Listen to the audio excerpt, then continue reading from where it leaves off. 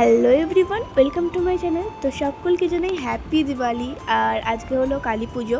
তো দুর্গাপুজোতে তো আমরা সকলেই মজা করি, কিন্তু কালী পুজোতে আমরা বা আমাদের বাড়ির লোক একটু বেশি মজা করি, কারণ পুজোটা হয় আমাদের বাড়িতে। বাড়িতে বলতে আমাদের পুরো বাড়ির সামনে। আর দেখো, তার মধ্যে মাদেরকেও নিয়ে চলে আসা হয়েছে। বড় মাটা তো পাশে থাকবে আর ছোটো মাটাকে পুজো করা হবে। আর মা বললো নিচের ঘরে বেডশিটটা একটু পেতে দে। আর দেখো পাতার পর কি সুন্দর লাগছে। আর তার মধ্যেই মায়ের মালা, ফল প্রসাদের জিনিস, দশকর্মার জিনিস সব কিছু নিয়ে চলে এসেছে। আর তারপরে আমি চলে গেছিলাম স্নান করতে, কারণ আজকে আমার প্রচুর কাজ ছিল। কাজ বলতে আলপনা দেওয়া, প্রদীপ জ্বালানো, আর তারপর যাবতীয় আরও অনেক কাজ ছিল। আর তারপরে আমি চলে গেছিলাম আমাদের ঠাকুর ঘরের সামনে আলপনা দেওয়ার জন্য। আমি খুব সুন্দর একটা আলপনা দিতে পারি না, আর তার মধ্যেই দেখো আমি ফেব্রিক দিয়ে আলপনা দিয়েই রেখেছি আগে থেকে। তাও মা বললো একটু খড়িমাটির যে আলপনাটা হয় ওটা দিয়ে একটু ভালো করে আলপনা দিতে। আর আমি এই আলপনাটা ইউটিউব দেখে দেখে দিয়েছিলাম। আমি আলপনা দিতে খুব একটা পারি না। কেমন হয়েছে তাও জানি না, তোমরা জানিও কেমন লাগছে।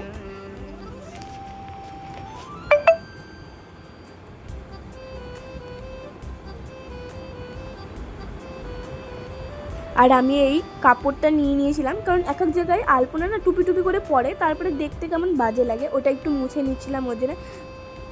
আর ওইদিকে করছিল আমার মা, জেঠি, দিদিভাই সবাই ফলের আয়োজন। আর দেখো যেখানে মাকে বসানো হবে ওখানে মা ভোরে ভোরে আলপনা দিয়েছে। তারপরে বিকেল হয়ে গেছিলো, আমি আর মা বেরিয়ে পড়েছিলাম দশকর্মার দোকানে যাবো বলে। সন্ধ্যাবেলা প্রদীপ মোমবাতি এগুলো জ্বালাতে হবে, তাই ওগুলোই দেখতে গিয়েছিলাম। আর তার মধ্যে চলে এসেছিলাম আমি বাড়ি। এসেই আমি সন্ধ্যাটা আগে দিয়ে নিয়েছিলাম, কারণ সন্ধ্যাটা দেওয়া হয়ে গেলে আমি ওই মন্দিরে যেতে পারবো যেখানে পুজোটা হবে, মানে প্যান্ডেলে। আর তারপরে ওখানে গিয়ে দেখছি মাকে যেই আসনে বসানো হবে ওখানে আগে মা পুজো দিয়ে দিল। তারপরে বাবা, কাকা আর পুরোহিত মিলে, মানে তিনজন মিলে মাকে মায়ের আসনে বসিয়ে দিল। তারপরে মা বরণ করে নিচ্ছিল। আর দেখো মায়ের মুখটা কি দারুণ লাগছে, এত মিষ্টি করেছে মায়ের মুখটা, আমার তো ভীষণই ভালো লাগছিলো। আর এবার সকলেই বলেছে যে মায়ের মুখটা সত্যিই খুব মিষ্টি করেছে। তোমাদের কেমন লাগলো অবশ্যই কমেন্ট করে জানিও। আর দেখো এখানে আমার মা আমার বাড়ির মা কালীকে বরণ করে নিচ্ছে, আমার দুই মাকেই খুব সুন্দর লাগছে। তোমাদের কেমন লাগলো অবশ্যই কমেন্ট করে জানিও। তো দেখো আমার মা এখন বরণ করছে।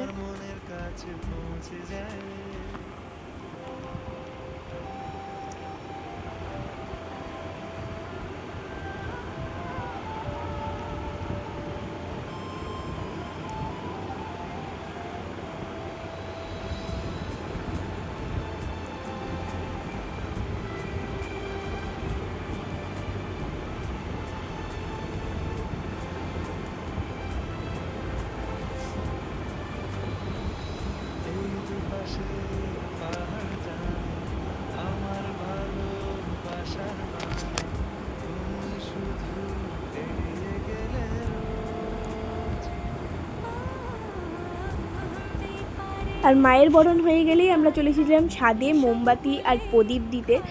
আমাদের যেহেতু ভেতর দিকে একটু বাড়িটা মানে সামনে না অতটা, তার জন্য লাইটিং টাইটিং কিছু দেওয়া হয়েছিল না, এমনি প্রদীপ আর মোমবাতি দিয়েই গোটা ছাদ আমরা আলো করে রেখেছিলাম।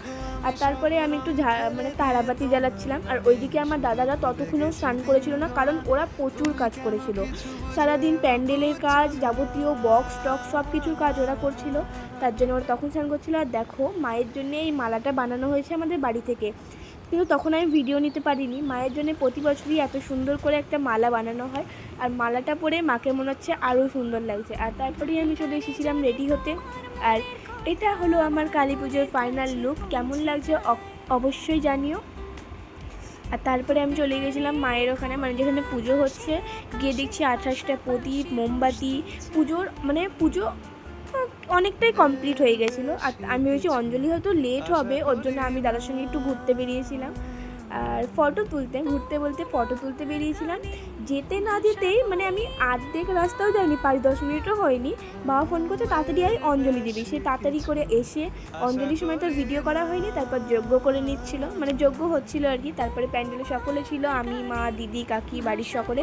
আমরা একটু ভিডিও করে প্রসাদ খেয়ে বেরিয়ে পড়েছিলাম আমি, দাদা আর দিদি ঘুরতে ঘুরতে আমাদের এই প্যান্ডেলটা ভীষণ ভালো লেগেছিলো। এইটা একটা বড় মাঠের ওপর করা হয়, ভীষণটার জন্য অনেকটা বড় হয়। আর এখানে এতটা পরিমাণে লাইটিং দিয়েছিল, তাই ছবিগুলো না ভীষণই ভালো উঠছিল। তাই আমরা দাঁড়িয়ে অনেক কিছু ফটো তুলে নিয়েছিলাম। আর তারপরে আমি আর দাদা সবাই মিলে গেছিলাম। তারপরে আমরা চলে এসেছিলাম এই প্যান্ডেলটায়। আর এই প্যান্ডেলটা ঠাকুরটা তো আমার ভীষণই ভালো লেগেছিলো। আমি কালী রূপে কৃষ্ণ দেখেছি, কিন্তু জগন্নাথ রূপে কালীটা মানে ফার্স্ট টাইম দেখলাম, আমার তো ভীষণই ভালো লাগছিলো। আর তারপরে চলে এসেছিলাম আমাদের লালগোলা থানায়, ওখানে মানে প্রতিষ্ঠিত কালী মন্দির আছে, ওখানেই পুজো হয়, ওখানে একটু দেখে নিলাম। তারপরে আমরা চলে গেছিলাম এই সুন্দর জায়গাটায় ফটো তুলতে, প্রচুর ফটো তুলে বাড়ি চলে এসেছিলাম। আর ভিডিওটা আমি এখানেই এন্ড করছি, ভালো লাগলে লাইক কমেন্ট শেয়ার করে দিও, বাই বাই।